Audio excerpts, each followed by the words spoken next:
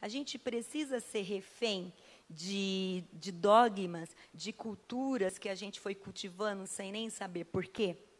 Eu preciso que alguém me diga que para eu ir à igreja, eu tenho que diminuir o meu decote, aumentar a minha saia.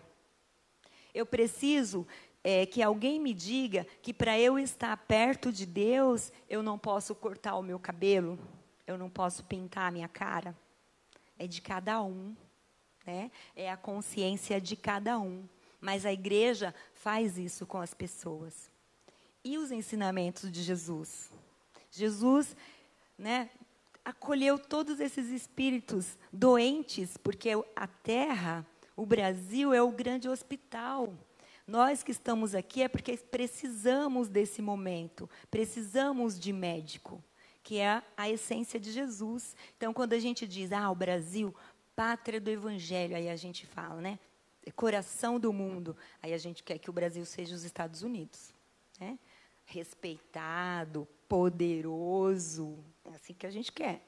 E aí a gente discorda, fala, acho que a doutrina espiritual está querendo me enganar. E se a gente não voltar e não repensar situações, não nos repensar, a gente continua assim, sabe? Como aqueles hebreus, os judeus, quando Jesus chegou, com a sua túnica simples, com a sua sandália, com a sua voz mansa, né? Com a sua tranquilidade. O que eles queriam? Um rei de coroa, com espada, forte, que falasse alto, né? Que gritasse, botasse cada um no seu lugar. E aí eles não conseguiram dar conta do que Jesus estava querendo, porque eles queriam outra coisa, eles queriam só o materialismo. E a gente continua assim, querendo, o Brasil é pátria do Evangelho, então tem que dominar, né? Só volta um minuto, por favor. Perguntamos, quanto ao meu comportamento, se distancia dos ensinamentos de Jesus, que é aquele cristianismo primitivo, né? Os ensinamentos de Jesus. Ama a Deus acima de todas as coisas, ama o próximo como a ti mesmo. A gente está se amando? A gente ama o nosso irmão? E aí a gente pode repensar nessa trajetória de Jesus, e reafirmar que nós somos doentes, que nós precisamos estar aqui nessa casa, mas que somos, sim, a pátria do Evangelho. Porque hoje nós somos o maior celeiro espírita do mundo. Né? Graças ao Bezerra de Menezes, graças a toda a movimentação espiritual que houve para organizar essa nossa trajetória. Então, Jesus, nas suas andanças, quando ele começou as primeiras pregações, esse sacerdote, aí, o Hanan, se depara com ele sentado no degrau lá do templo, descansando, né? Meditando, talvez, do qual seria o seu próximo passo. E aí ele conversa com Jesus, né? E aí ele fala, Nazareno, você está na cidade? Falando assim, bem simples, tá? Depois vale a pena ler o texto do Humberto de Campos, que é muito bom. Que eu não chego perto jamais. E aí, o que você está fazendo? Estou aqui para empreender o reino de Deus. E aí, como é que você pretende fazer isso? O Hanan fala com desdém, né? Porque ele era uma autoridade, né? E aí Jesus diz, né? Os meus discípulos, os meus seguidores, né? Os meus edificadores do templo, do reino de Deus, virão de todas as partes. E aí ele diz, né?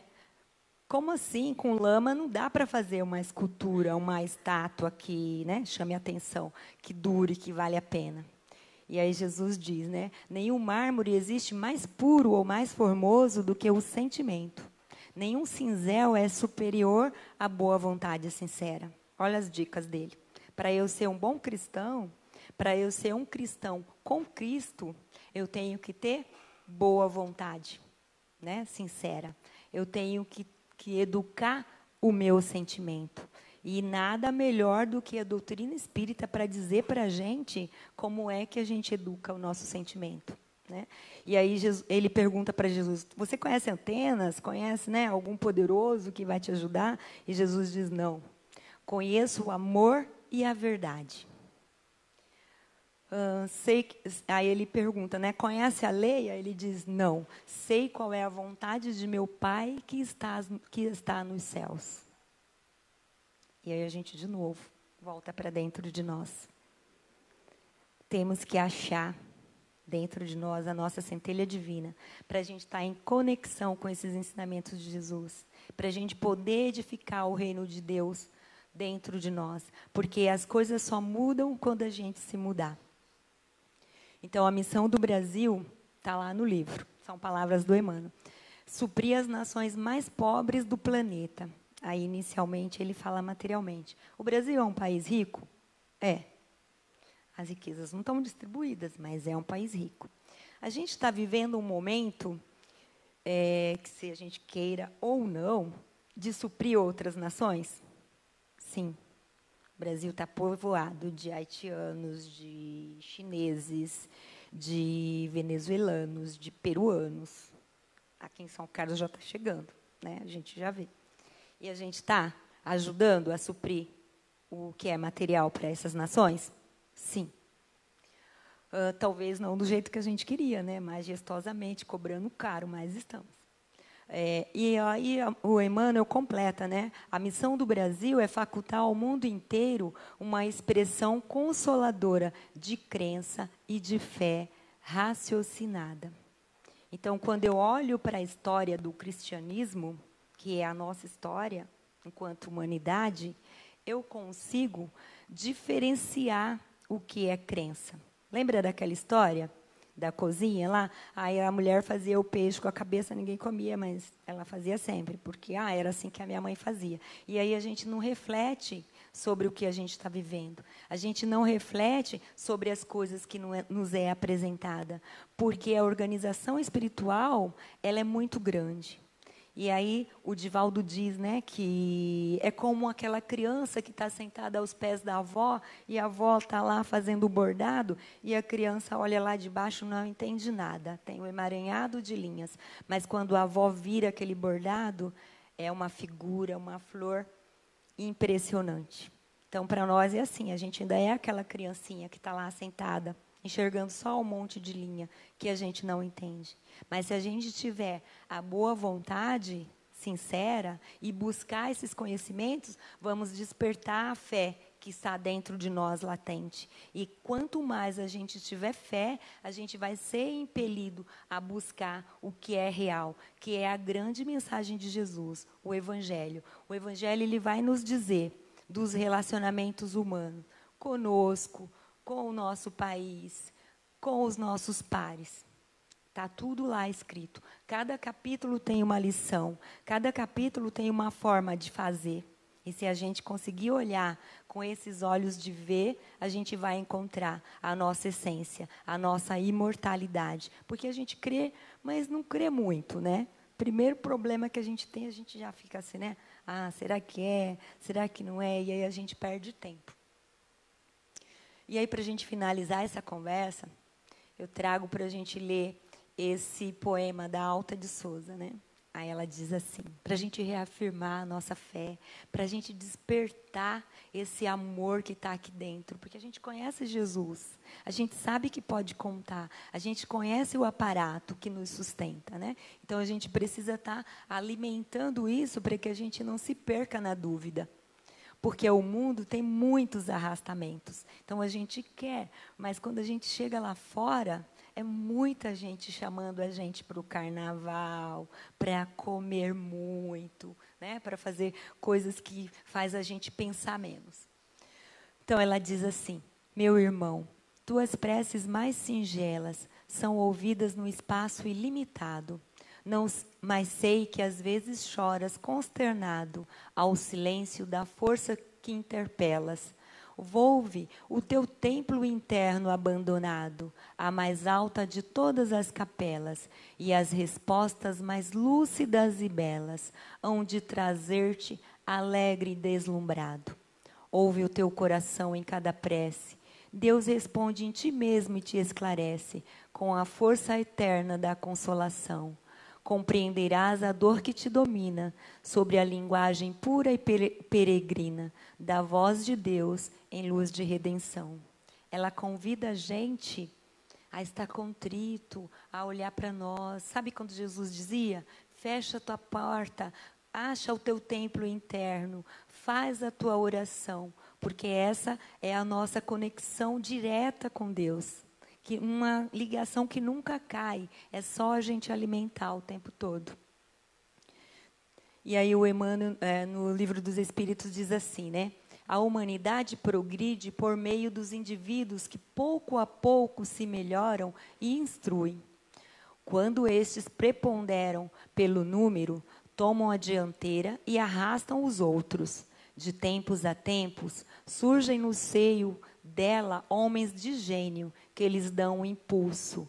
Vêm depois como instrumentos de Deus, os que têm autoridade e, em alguns anos, fazem-na adiantar de muitos séculos.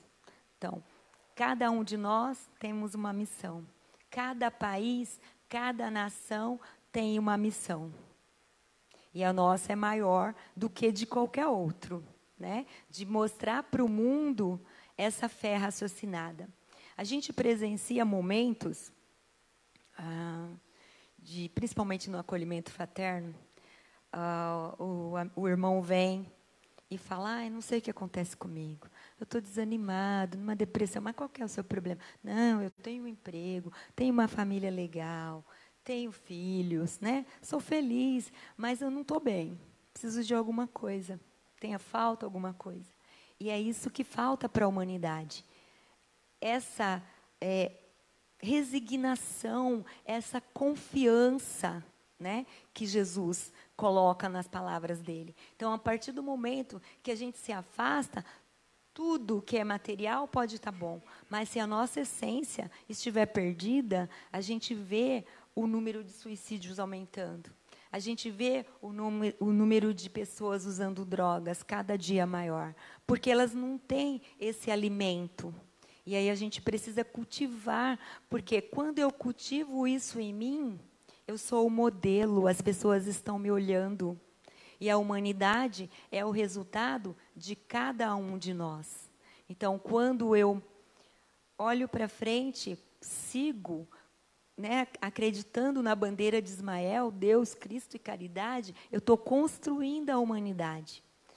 Embora esses movimentos sejam lentos, mas a gente está saindo do lugar, porque as leis de Deus não permitem que a gente retorne ao primitivismo. É daqui para frente. Quando a gente estaciona, a doutrina espírita vem nos esclarecer. Existe a lei, a ação e reação, né? E aí nos impulsiona para frente. E aí a gente volta para a igreja, porque a gente quer de novo se dar bem. Mas precisamos usar esse momento ao nosso favor. Porque quando a gente experimenta estar aqui nesse momento, essa sensação de paz, de tranquilidade que traz, né? Estar aqui nessa vibração dos espíritos superiores, que está acalmando o nosso coração, que está colocando naquela água fluidificada o alimento para o nosso corpo, o remédio para o nosso espírito, para o nosso corpo, a gente experimenta uma sensação que é única. Então, quanto mais eu experimentar, né, eu vou me viciar nisso, usando uma palavra que não é bem adequada. Mas, quanto mais eu for feliz, eu vou querer ser mais feliz, porque é bom. E aí, quando eu tenho essa ânsia de ser feliz, né, pelas vias certas, não essa felicidade mundana que nos engana, que nos faz só pensar no que é material, mas olhar as coisas do espírito com o olhar do espírito, não com o olhar de encarnado, que embora a gente precise, né, desse momento e viver das coisas que são normais do momento de encarnado, mas tentar trazer esse olhar do espírito para as nossas atividades cotidianas, para cada função que a gente exerce, como pai, como irmão, como empregado. E aí, para finalizar, essa é a visão, né, aérea do Brasil. A gente enxerga o cruzeiro. Ele não foi colocado lá por acaso. É para a gente ficar alerta, para a gente acordar das bênçãos que a gente recebeu.